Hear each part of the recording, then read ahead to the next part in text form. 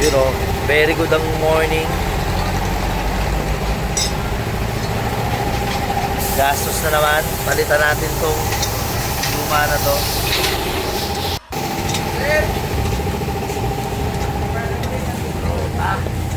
Ano, ayuda from Japan.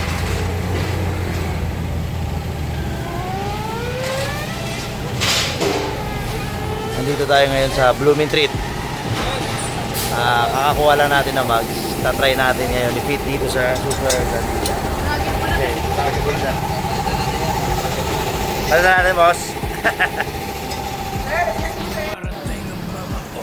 Yung papakabit natin ngayon dito. Pero hindi natin papa-install doon sa van kasi pare-retouch muna natin.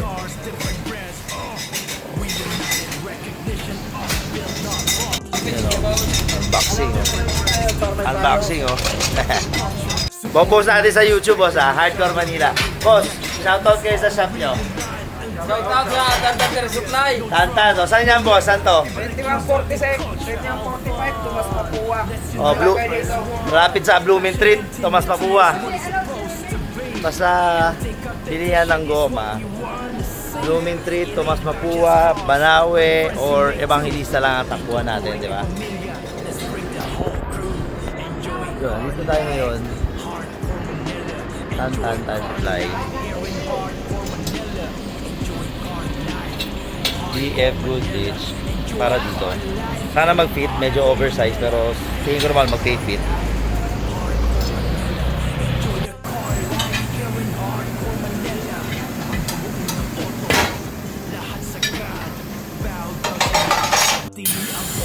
Boss, ano pangalan mo? Johnny, boss. Henry. Oh, Johnny. Ano ba ang bukod sa mga goma? Puro goma lang ba kayo dito sa Tantan? Saka gulong, sir, may size 20. Mags, gulong. Opo. Available natin dito. Bagay, no? Series 5 Max mo. Quality! Oh, quality. Galing Japan, pare. Kararating lang kagabi. O, si Rizzy. Sana bumagay sa Grandia. Usually kasi mga Mitsubishi nagkakabit niyan eh. Para maiba lang.